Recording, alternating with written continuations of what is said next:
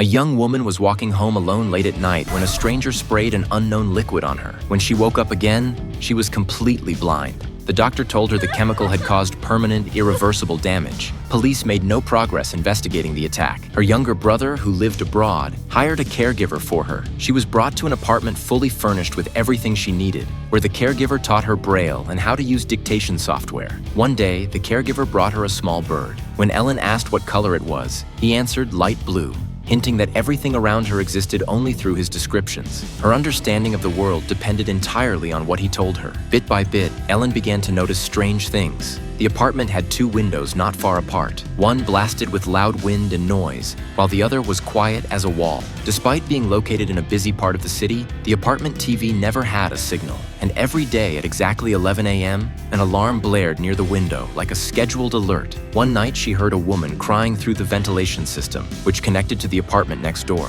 She suspected the neighbor was being abused and gathered the courage to invite the woman over for tea. The next night, the neighbor actually came. Her tone was cheerful, as if nothing was wrong, until Ellen touched her face and felt the scars. The neighbor suddenly grabbed her hand tightly, warning her not to trust anyone, then hurried off. Alarmed, Ellen called the police. But when officers checked the apartment next door, they claimed everything was normal and said the neighbor had no injuries. That night, Ellen tried to visit the neighbor again, but instead encountered the woman's husband. She couldn't see him, but the malice radiating from him chilled her to the bone. He warned her to mind her own business and slammed the door. Terrified, Ellen called her caregiver to report the threat, but instead of reassuring her, he confessed his feelings and kissed her. Ellen pushed him away, disgusted, and he left disappointed. Moments later, Ellen heard a noise in the living room. Thinking the caregiver had come back, she walked out, only for someone to grab her by the throat and choke her unconscious. When she woke, the caregiver was at her bedside, clinging to her tightly. Ellen sensed that the man who attacked her was the same masked assailant from the night she was blinded.